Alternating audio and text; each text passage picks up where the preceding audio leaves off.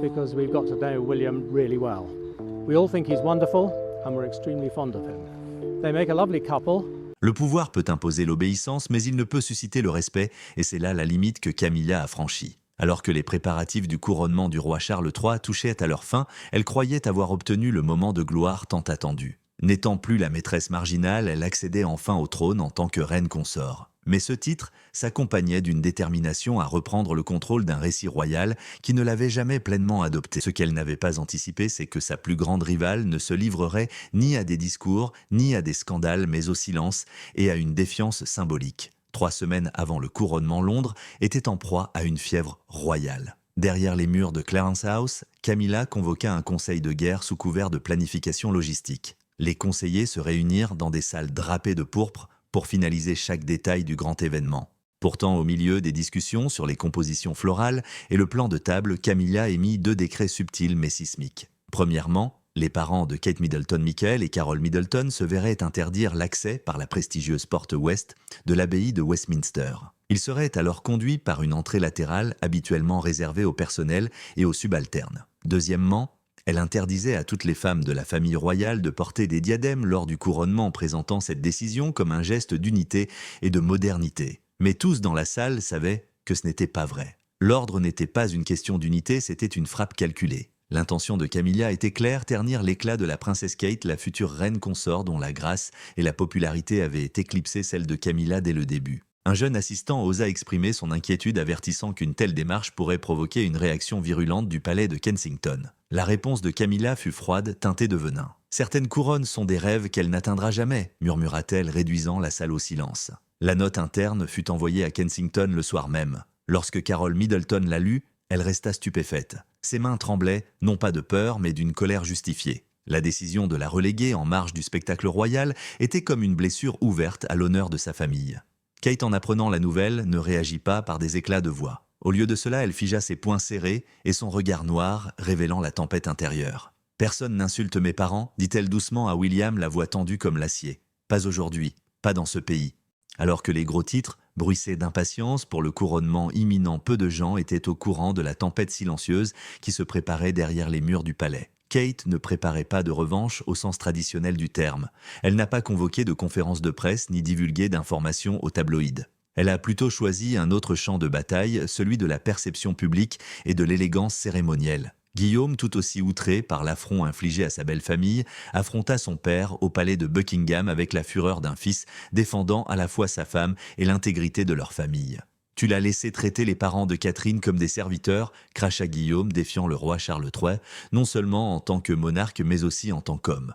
Charles, toujours enclin au compromis, présenta de faibles excuses concernant le protocole et le aplanissement des conflits. Mais ces paroles ne firent que révéler la futilité de sa position. C'était un roi tiraillé entre la loyauté envers sa femme et la crainte d'un fils qui comprenait mieux que n'importe quel courtisan les jeux de pouvoir. Au palais de Kensington, Kate ne s'attarda pas sur la question. Elle réunit ses plus proches conseillers, un visionnaire de la mode française, un créateur grec imprégné de symbolisme et un architecte d'images hollywoodien. Sa demande était audacieuse mais méticuleuse. Une couronne de cristal blanc, ordonna-t-elle, en forme de laurier, non pas d'or ou de diamant, mais de lumière. Ce ne serait pas une rébellion, mais une redéfinition de la monarchie. Tel que rapporté par le Times, le choix de Kate de renoncer aux insignes royaux traditionnels a suscité des rumeurs au sein du palais avant même le jour du couronnement. Pourtant, au-delà des murs des domaines royaux, le public vibrait d'admiration. Les gros titres spéculaient que Kate pourrait symboliser une monarchie plus douce et plus moderne, non obsédée par la hiérarchie, mais par l'authenticité. « Elle était la royauté du peuple ?» a déclaré un commentateur sur Sky News Observer. Et Camilla a toujours eu du mal avec ça. Pendant ce temps, Guillaume orchestra une manœuvre distincte. Lors d'une réunion privée avec la sécurité royale, il donna des instructions précises. Leur famille arriverait au couronnement avec exactement 7 minutes de retard. Un léger retard en apparence, mais destiné à perturber le calendrier et à forcer les monarques à patienter. « Je veux que le monde comprenne que le temps n'appartient pas seulement au roi », déclara Guillaume. « Il appartient à ceux qui savent le faire valoir. » Ces décisions, apparemment anodines, une couronne faite main, une arrivée tardive, n'étaient pas des actes de vanité. C'étaient des frappes tactiques dans une guerre de perception. Camilla espérait utiliser le protocole comme une arme contre Kate, mais elle a au contraire éveillé une force bien plus grande, le défi digne d'une fille défendant l'honneur de sa famille. Alors que la fascination du public pour le couronnement grandissait, des sources proches de la famille royale ont commencé à laisser filtrer des indices de tension. Selon un tuteur, selon un chroniqueur des sources du palais, ont confirmé que l'atmosphère à Clarence House était devenue de plus en plus angoissante. Camilla, réalisant que la place qu'elle occupait soigneusement scénarisée risquait de lui échapper. Camilla pensait contrôler le récit, aurait avoué un assistant, mais Catherine écrit le sien. Les premières salves avaient été échangées. Kate et William n'étaient plus de simples participants au couronnement, ils en étaient les architectes. Dans les salons silencieux et les séances de stratégie chuchotées, le véritable drame de la monarchie se déroulait non pas entre trônes et sceptres, mais entre héritage et pertinence. Les couloirs du palais de Kensington, d'ordinaire sanctuaire de calme raffiné, vibraient que d'une énergie nouvelle. Dans les jours qui suivirent, les décrets de Camilla, Kate et William transformèrent leur résidence en centre de commandement, non pas pour la guerre, mais pour une campagne d'image et d'influence.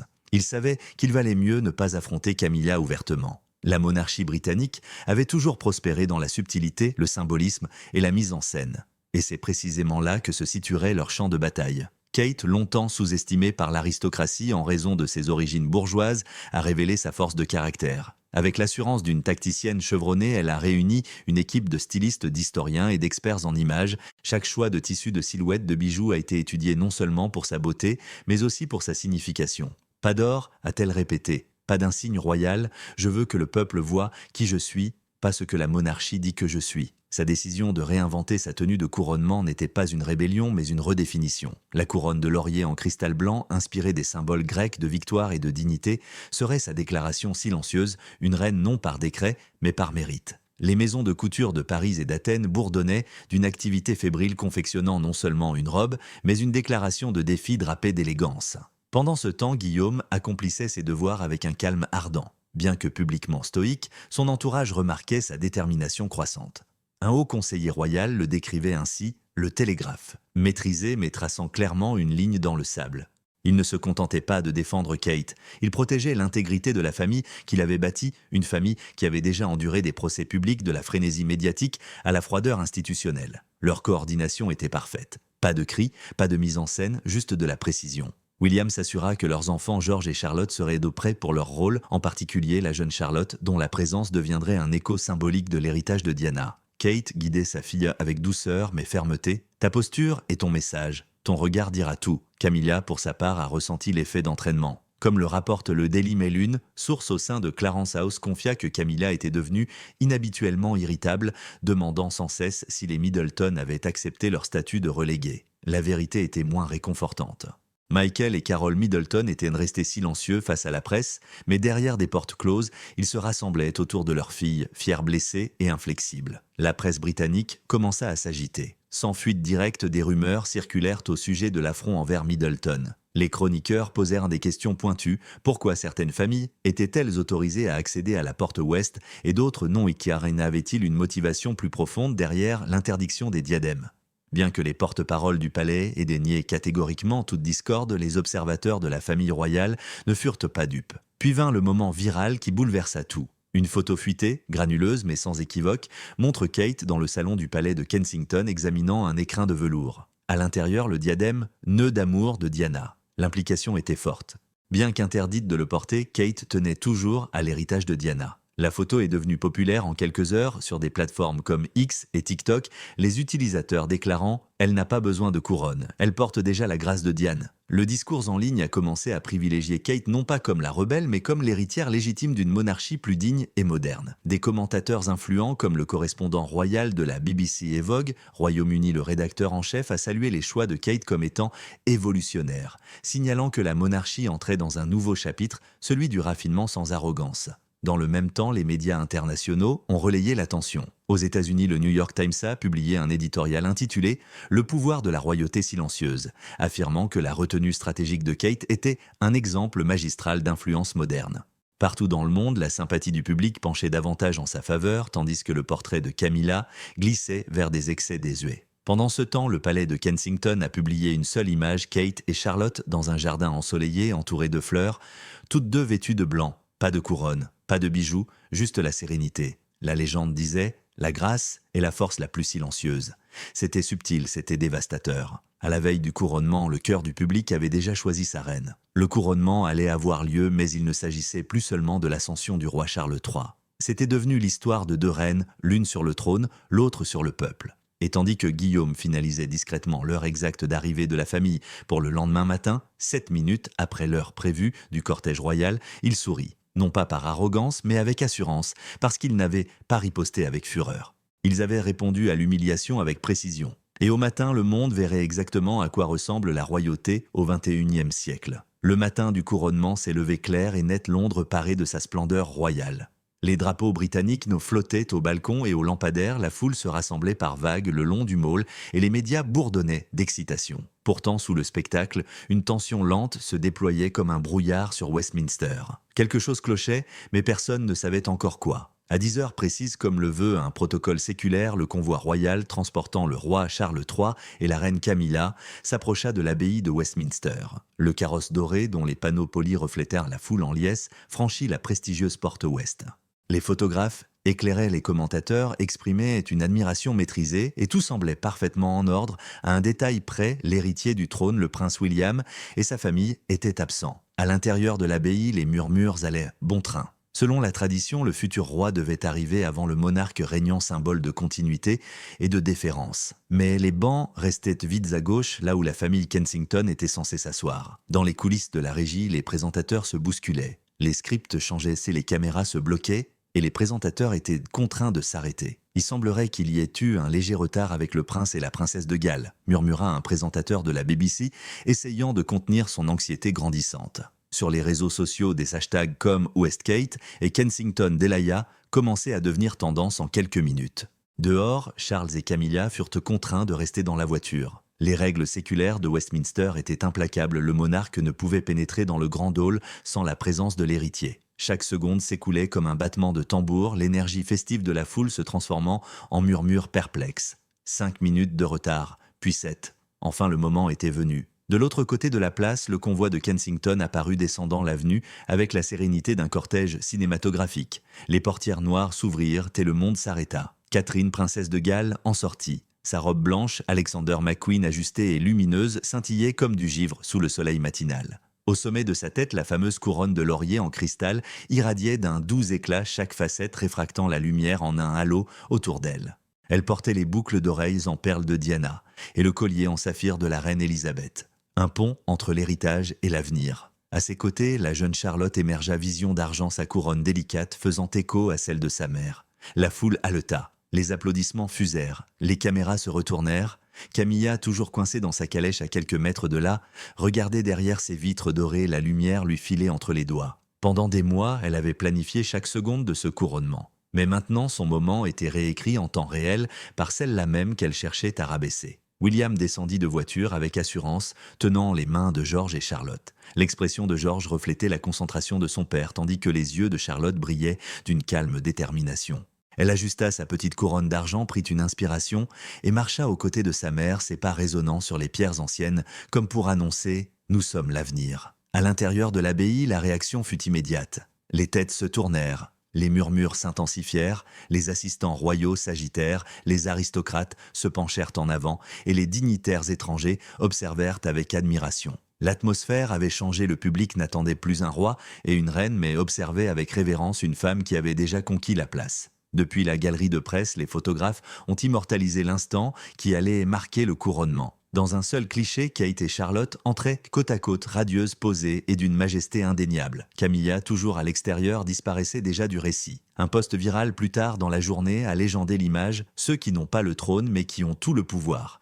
La décision d'arriver en retard, autrefois perçue comme une confusion logistique, a rapidement été interprétée comme une chorégraphie délibérée. Dans un commentaire diffusé plus tard dans l'après-midi, le rédacteur en chef de la famille royale d'ITV a noté « Le timing était parfait. Catherine n'a pas volé l'instant, elle est devenue l'instant présent. » Des sources proches du palais ont confirmé plus tard ce qui était déjà devenu évident pour le public, il ne s'agissait pas d'un accident. L'ordre donné à Guillaume d'arriver avec 7 minutes de retard avait été planifié avec une précision militaire coordonnée avec les services de sécurité répétés sans relâche. C'était un message, non pas de rébellion, mais d'indépendance. Pendant ce temps, les réseaux sociaux ont explosé. De Séoul à São Paulo, des spectateurs du monde entier ont regardé en boucle des extraits de l'arrivée avec des légendes allant de « C'est la vraie reine » à « L'histoire de la vengeance de Middleton est une poésie royale », TikTok, un montage adapté de Florence and the Machine. Secouez-le a montré Kate sortant de la voiture au ralenti, récoltant déjà plus de 10 millions de vues en quelques heures. Et pourtant, malgré tout, ce bruit viral, Kate elle-même ne disait rien. Pas d'interview, pas de déclaration, juste sa présence. Aux yeux de l'opinion publique, elle n'avait pas besoin d'un trône. Elle avait de l'assurance, elle avait un but, elle avait le timing. Le couronnement était toujours le jour du roi Charles III selon la tradition. Mais en cette fraîche matinée londonienne, alors que Kate et sa famille entraient dans l'abbaye avec 7 minutes de retard et 10 fois plus lumineuse, le monde fit son choix. L'abbaye de Westminster, imprégnée de siècles d'histoire royale, n'avait jamais ressenti une telle tension. La grande voûte semblait s'abattre sur elle, imprégnée d'un silence d'impatience, lorsque Catherine entra dans la grande salle. Chacun de ses gestes était mesuré mais sans hésitation. Chaque pas témoignait d'une confiance tranquille. La lumière des vitraux miroitait sur sa robe et la couronne de cristal qu'elle portait projetant de légers motifs sur le sol de marbre qui la suivait comme une traînée céleste. L'atmosphère changea. Les personnes présentes, noblesse dignitaires, étrangers, clergés, le sentirent aussitôt. Ce n'était pas simplement l'entrée d'une princesse, c'était l'arrivée de quelque chose de plus, une figure au pouvoir posé portant le poids d'un héritage sans exiger qu'il soit reconnu. Les caméras auparavant braquées sur l'estrade où se tenaient Charles et Camilla pivotèrent instinctivement vers Kate et ses enfants. Puis, le silence total. Le cortège s'arrêta devant les marches de la plateforme du couronnement. William se tenait à un pas derrière Kate, les mains posées délicatement sur l'épaule de George. Charlotte, posée et radieuse, reflétait la posture de sa mère. Les yeux de la foule, et même du monde entier, observaient l'arrivée du moment le plus symbolique de la journée. Kate s'approcha la première du roi Charles. La tension dans l'air était presque palpable. Son visage était neutre mais serein, ses yeux croisant le sien avec une intensité respectueuse. Puis avec une grâce affinée par des années passées sous les feux de la rampe, elle s'inclina profondément et avec fluidité. Ses cheveux châtains reflétaient la lumière ambiante. Ce geste élégant et naturel n'était pas seulement protocolaire, c'était un message, elle restait fidèle au trône, à la monarchie, à l'idée même du service royal. Charles, l'expression s'adoucissant, répondit par un hochement de tête bref mais significatif. L'espace d'un instant, les conflits, la colère, l'humiliation des dernières semaines s'évanouirent. Sa belle-fille était là, non pas rampante, mais digne, choisissant de l'honorer, même si d'autres ne l'avaient pas honorée. C'était une sorte de réconciliation publique que Charles n'avait ni orchestrée ni anticipée. Mais ce qui suivit fut un coup de tonnerre sous le calme. Kate se tourna vers Camilla. La reine consort se tenait raide dans son opulente robe dorée, ses doigts tremblant légèrement autour de son sceptre. La salle sembla retenir son souffle, à nouveau chaque battement de cœur se synchronisant avec l'approche silencieuse de Kate. Et puis, pas de révérence, pas même un semblant de déférence. Au lieu de cela, Catherine hocha la tête d'un geste minimaliste, poli, retenu. À peine un mouvement de menton, juste assez pour respecter le protocole mais indéniablement empreint d'une détermination glaciale. Son menton se releva de nouveau, son regard croisant celui de Camilla, non pas avec animosité, mais avec une certitude immuable. Le message était gravé dans chaque recoin de son attitude « Tu as humilié mes parents, tu ne mérites pas mon respect ». L'effet fut sismique. De l'autre côté de la salle, les nobles murmuraient à voix basse. L'archevêque surpris en plein regard cligna des yeux visiblement surpris. Un silence stupéfait parcourut les rangées de sièges. Sur les écrans extérieurs, le public haleta. Sur les réseaux sociaux, en quelques minutes, les publications commencèrent à fuser. La protestation silencieuse de Kate, pas de révérence pour Camilla, le hochement de tête qui a secoué Westminster. Et puis, Charlotte, la princesse de 8 ans s'avança. Sa couronne d'argent scintillait doucement. Elle leva les yeux vers son grand-père et s'inclina parfaitement comme un enfant avec révérence et amour. Charles sourit visiblement touché. Puis, lorsqu'elle se tourna vers Camilla, la pièce s'impatienta à nouveau, et Charlotte, le visage serein, faisait écho à sa mère. Un hochement de tête minimaliste, mesuré, impassible. Non pas une erreur d'enfant, mais une déclaration de loyauté. Envers sa mère, envers sa famille, envers les valeurs qu'elle apprenait déjà à porter. Le poids de cet instant frappa Camilla comme un coup de velours. Son sourire vacilla, juste un peu, mais suffisamment. Un muscle de sa joue tressaillit. Les caméras captèrent la scène. Les analystes décortiqueraient plus tard les images, image par image. Un présentateur de la BBC contenant à peine son étonnement murmura dans son micro « C'est quelque chose que nous n'avons jamais vu auparavant dans l'histoire royale moderne. » Et en effet, c'était le cas. Pas un scandale né de fuite ou de dispute. Pas une confrontation à huis clos, mais une protestation silencieuse. Une femme qui s'est inclinée devant son roi, mais pas devant celui qui avait manqué de respect à sa famille. Une mère qui a appris à sa fille que la dignité ne vient pas de la soumission, mais du discernement. En l'espace d'une heure, les images de la cérémonie ont illuminé toutes les estrades.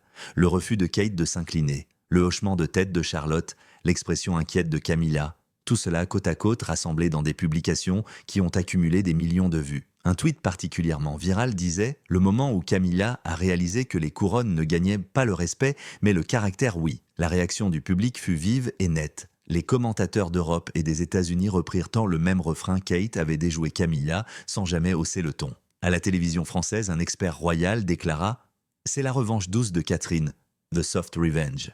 En Australie, où Diana avait autrefois captivé tout un continent, le geste de Charlotte fut salué comme un moment de poésie royale. Et partout au Royaume-Uni, des citoyens ordinaires inondaient les forums, les pages Facebook et les commentaires des journaux avec des mots comme « fier »,« gracieux » et « classe ». Dans les pubs et les salons du pays, on ne parlait pas du sceptre du roi ou de la robe de Camilla, mais de la princesse qui refusait de s'incliner. L'acte de Kate n'était pas un acte de rébellion, mais de restauration. Elle a retrouvé sa dignité. Elle a défendu sa famille. Et ce faisant, elle a inscrit une nouvelle règle dans le manuel séculaire de la royauté. Le silence forgé avec intention peut tonner plus fort que n'importe quelle couronne. Clarence House, autrefois le havre de Camilla pour sa planification stratégique et ses apparences soignées, se fit plus froide dans les heures qui suivirent le couronnement. Non pas à cause du climat anglais, mais à cause du froid collectif provoqué par la désapprobation publique. Les tapis ornés, les peintures ancestrales et les ornements cérémoniels ne parvenaient guère à masquer le silence qui persistait désormais,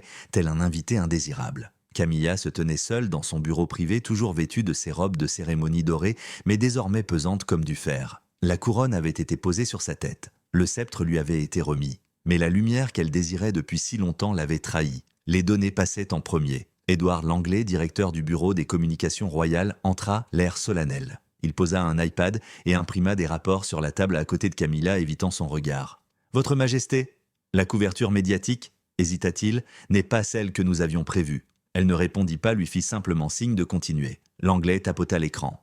Voici l'empreinte numérique des dernières 24 heures. Plus de 78% des mentions liées au couronnement dans le monde se concentrent sur la princesse de Galles et la princesse Charlotte.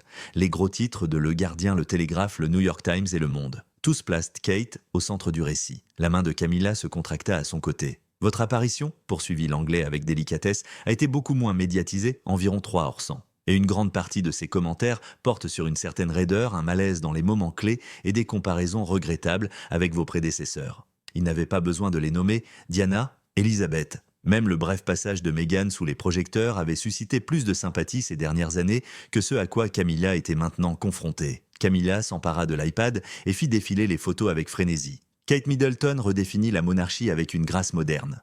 Charlotte la fillette de 8 ans au port de Rennes. Le signe de tête vu dans le monde entier, la protestation silencieuse de Catherine. Camilla se tient dans le cadre mais en dehors de l'histoire. Son souffle s'est arrêté lorsqu'elle a atteint l'éditorial de Le Gardien, son titre tranchant à travers son sang-froid. Le pouvoir ne réside pas dans les titres, mais dans la présence.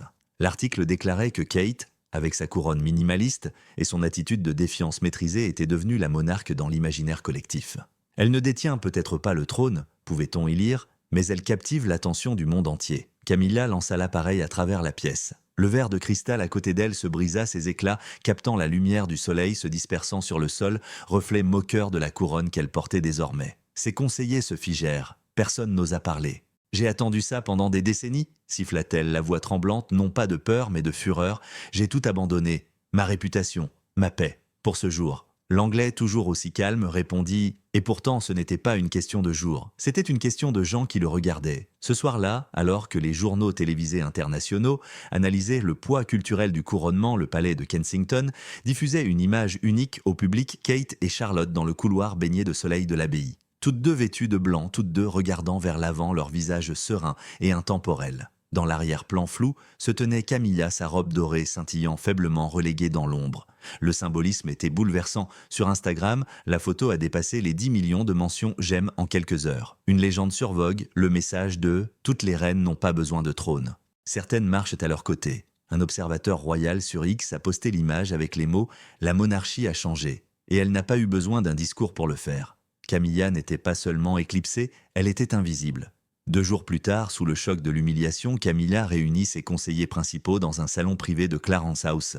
L'ambiance était morose et froide. Elle donna son ordre suivant sans émotion, exclure Catherine des 3 prochains engagements royaux, le motif, une tenue vestimentaire inappropriée lors d'une cérémonie officielle. Un murmure parcourut la salle, Henry Fitzroy, l'un des conseillers royaux les plus anciens et les plus expérimentés, s'éclaircit la gorge. « Madame, avec tout le respect que je vous dois, cette action pourrait avoir de graves répercussions. La princesse de Galles bénéficie d'un immense soutien public. Et le prince William... Je me fiche de ce que pense William, s'exclama Camilla. Mais quelques heures plus tard, le palais de Kensington réagissait. Un simple courriel signé directement par le prince William a été envoyé à chaque membre éminent de la maison royale. Si ma femme est exclue des 3 événements à venir, mes enfants et moi n'y assisterons pas non plus.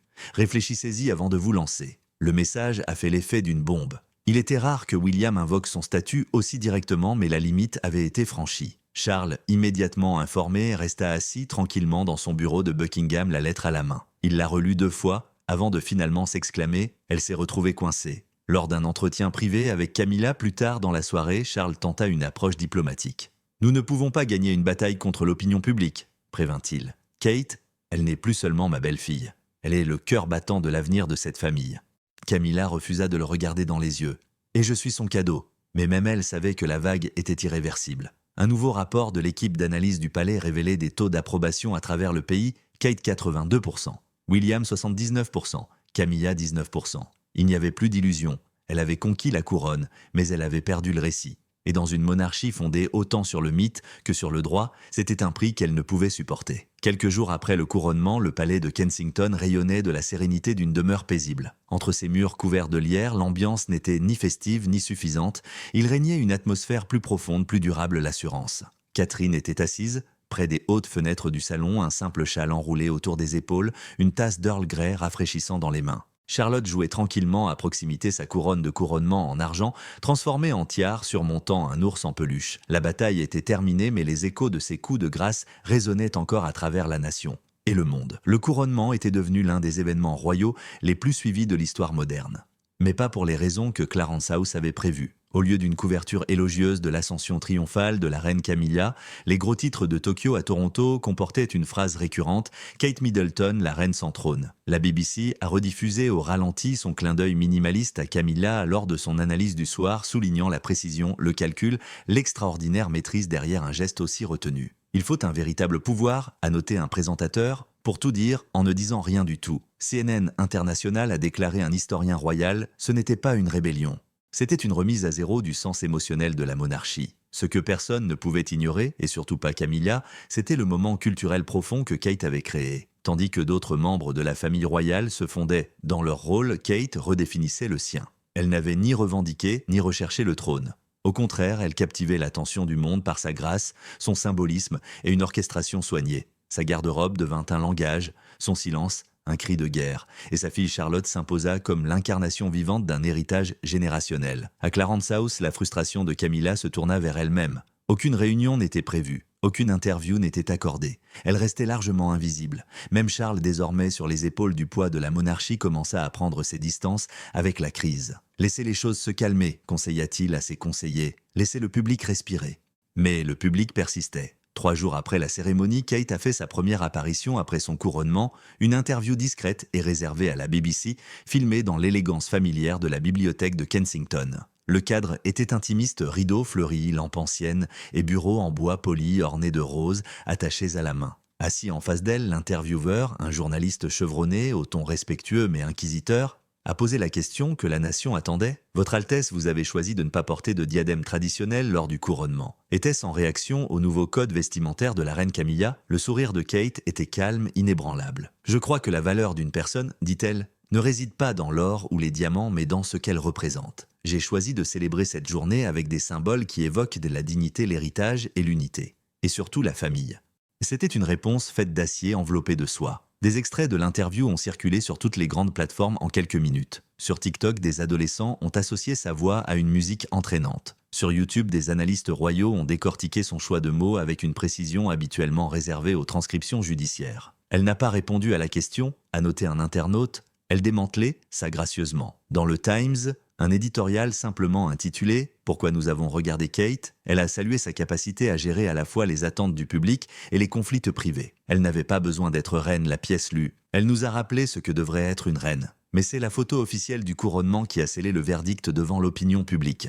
Diffusée sur les agences de presse mondiales et mise en avant sur les premières pages de Le Gardien, Le Figaro, La République et le New York Times, l'image, montrait Kate et Charlotte au centre d'un couloir de marbre à la lumière tamisée de l'abbaye de Westminster, toutes deux vêtues de blanc immobile. Derrière elle, presque comme par magie, Camilla se fondait dans le cadre doré, orné et étrangement décalé. Une légende sous la photo dans Le Monde lire « Certains n'ont pas besoin de se tenir au milieu pour être au centre ». Cette seule ligne poétique et perçante résumait tout ce qu'était devenu le couronnement. De retour à Kensington, Kate a lu le message de sa mère avec un sourire serein. « Tu m'as rendu fière ?» Carol avait écrit, non pas en combattant, mais en choisissant pourquoi se battre. Kate regarda Charlotte qui construisait une tour de blocs de bois. Une à une, les pièces s'élevèrent avec une intention silencieuse. « Tu grandiras dans un monde où les trônes ne définissent pas la valeur », pensa Kate en silence, la main posée sur l'épaule de sa fille. Où c'est la dignité et non les diamants qui fait perdurer la royauté. Même William, connu pour son stoïcisme, s'était visiblement adouci. Il observait sa femme avec la révérence silencieuse d'un homme qui savait qu'il assistait à l'histoire, non pas depuis un balcon, mais à ses côtés. Derrière les portes closes de Clarence House, les conseillers de Camilla avaient déjà remis leur lettre de démission. La reine consort portait toujours sa couronne, mais elle lui semblait plus lourde que jamais. Parce que dans cette guerre menée avec silence, timing et symbolisme, Kate avait gagné. Et plus que cela, elle avait enseigné à une nation que la royauté ne se trouvait pas dans les bijoux ou les décrets, mais dans la capacité de diriger avec force enveloppée de sérénité.